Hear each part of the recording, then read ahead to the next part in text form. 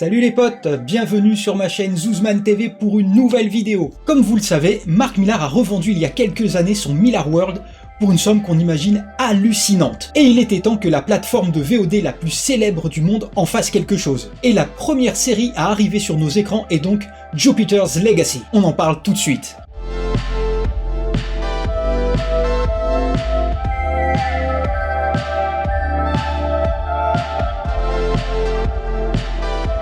Jupiter's Legacy est donc une série parue en 2013 et dont la publication se poursuit encore actuellement. Elle est écrite par le scénariste au succès scandaleux Mark Millar, né le 24 décembre 1969 en Écosse et à qui on doit les titres cultes Kingsman Secret Service, Chrononauts, The Authority, mais aussi chez Marvel, les très gros succès Ultimate X-Men, Old Man Logan qui a inspiré le film et Civil War. Cette série est dessinée pour le premier tome par Steve McNiven qui est né en 1967 au Canada et qui a notamment, en plus des séries précitées, œuvré sur La mort de Wolverine et Fear Itself. Et du coup, de quoi ça parle ? En 1932, la recherche d'une source de pouvoir entraîne Sheldon Sampson et son frère Walter Sampson, ainsi qu'un petit groupe d'alliés dans une quête autour du monde. Des décennies plus tard, Sheldon et son frère Walter sont devenus des surhumains, salués pour leur héroïsme. Mais à présent, une nouvelle génération doit prendre le relais et cela s'annonce difficile. Entre passage de flambeau à une nouvelle génération, querelles internes et trahisons sur fond de prise de pouvoir sur l'humanité, Jupiter's Legacy pose avant tout la question suivante. Mais qu'est-ce que ça fait de grandir en étant l'enfant des plus grands héros du monde ? Surprotection, célébrité, super pouvoir, un cocktail explosif pour des ados en mal de reconnaissance et en mal d'affection, vite dépassés par les responsabilités qu'ils vont devoir prendre malgré eux, pour assurer la protection du monde ou la prise de pouvoir. Véritable relecture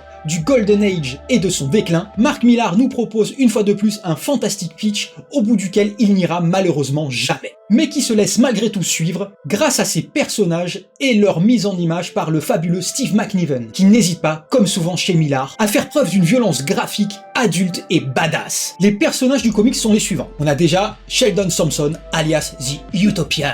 Alors lui, c'est le patron. Il est ultra patriote, pour lui les États-Unis c'est le plus grand pays du monde et c'est certainement le seul à pouvoir sauver l'humanité. Limite, les États-Unis pour lui c'est pas que le plus grand pays du monde, c'est le plus grand pays de l'univers. L'oncle Sam, c'est Jésus. Au niveau de ses pouvoirs, il est capable de voler, il est ultra rapide, il lance des rayons avec ses yeux, il a une super ouïe, il est quasiment invulnérable, il est télékinésiste, il peut donc déplacer des objets de toute taille à distance, et surtout son pouvoir le plus important, pour l'histoire en tout cas, et c'est bien pratique, il est immunisé à la télépathie. En gros, Utopian, c'est une sorte de Superman dévoué à son pays. Ensuite, on a Walter Sampson, son frère, alias Brainwave. Lui, il pense que les super-héros devraient plus intervenir dans les événements mondiaux et influencer les gouvernements. Lui, carrément, il pense qu'il faudrait dire aux présidents des différents pays ce qu'ils devraient faire, comment ils devraient le faire, sans leur dire pourquoi ils devraient le faire, quitte à priver le monde de son libre arbitre. Au niveau de ses pouvoirs, c'est un télépathe surpuissant, qui est capable de contrôler les esprits, il peut même provoquer des anévrismes, et surtout, il est capable de séparer l'esprit du corps pour l'enfermer dans une sorte de prison psychique qu'il aura créée lui-même. Vient ensuite Grace Kennedy, alias Lady Liberty.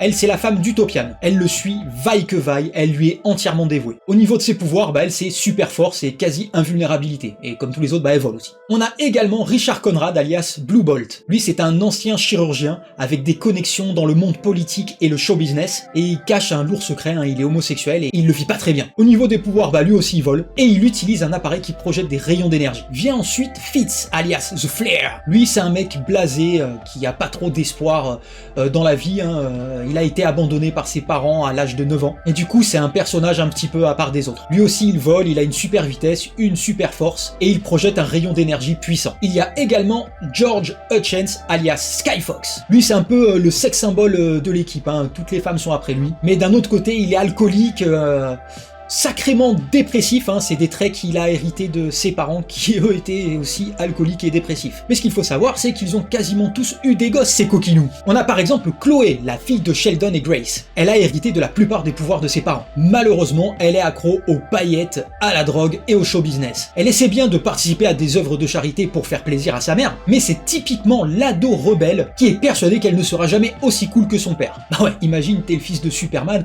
à côté de lui tu te sentiras toujours un petit peu con. Elle préfère les mecs paumés, car si elle sortait avec des super-héros, elle aurait un peu l'impression de sortir avec son père. Non mais paye ton complexe d'Oedipe quoi. Il y a aussi son frère, Brandon Sampson. Lui aussi, comme sa sœur, il kiffe le Star System, les paillettes, tout ça, c'est son truc, hein. Dans le comics, on le voit souvent traîner en boîte de nuit, hein, les trucs super-héroïques, c'est pas vraiment sa passion. Et comme elle, en plus, il utilise sa notoriété pour négocier des contrats de sponsoring et se faire un max de pognon. Il cherche avant tout à être cool et il pense que les anciens héros ont fait leur temps. Il a lui aussi ses petits problèmes psychologiques, hein, il en veut beaucoup à son père car il l'accuse de ne pas avoir été assez présent pendant son enfance. C'est quelqu'un de très influençable et au niveau des pouvoirs, il a les mêmes que son père. Pour les autres persos, je préfère les garder secrets, sinon ça risque de vous spoiler la série en comics et probablement la série Netflix, donc on va en garder un petit peu sous le coude.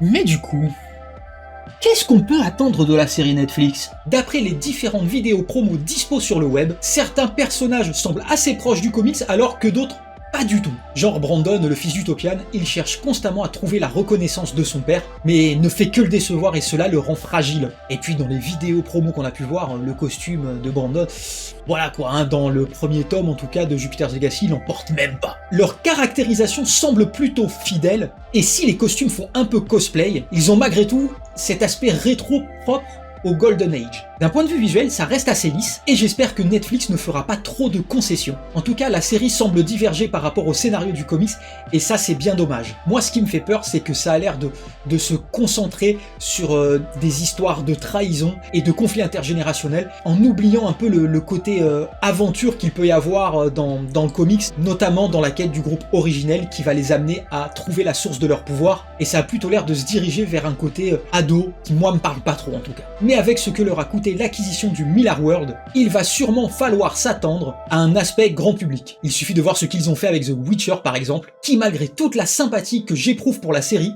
reste bien loin de la violence du jeu vidéo et du livre, ainsi que des thématiques adultes abordées. Mais malgré tout, je préfère rester positif, hein, on n'est pas à l'abri d'une bonne surprise. Si vous voulez en apprendre plus sur les personnages et l'histoire de Jupiter's Legacy, je vous encourage vivement à acquérir au moins le premier tome du comics paru chez Panini. C'est pas très long, hein, c'est assez compact, ça va assez vite, mais ça raconte assez intelligemment une histoire finalement assez profonde, même si comme je l'ai dit, ça va pas au bout de son délire. Et surtout, j'ai trouvé moi les dessins de Steve McNiven vraiment super top. Et voilà, c'est la fin de cette vidéo, j'espère qu'elle vous a plu et que vous avez appris des choses que vous ne saviez pas. J'espère que je vous ai donné envie de découvrir le comics, hein, parce que c'est avant tout pour ça que je fais des vidéos sur le sujet. Si vous avez des questions, n'hésitez pas à les poser dans les commentaires, je me ferai un plaisir d'y répondre, j'adore discuter. Et si vous voulez être mis au courant de la sortie de mes prochaines vidéos, il vous suffit de vous abonner, de cliquer sur la petite cloche, et bien sûr si vous pouvez lâcher un petit pouce bleu, ça fait toujours plaisir. Vous pouvez également retrouver mon actualité sur les réseaux sociaux, sur Facebook et sur Twitter. Les liens seront dans la description de la vidéo. En attendant, je vous dis à bientôt pour une prochaine vidéo. Portez-vous bien. Salut les potes!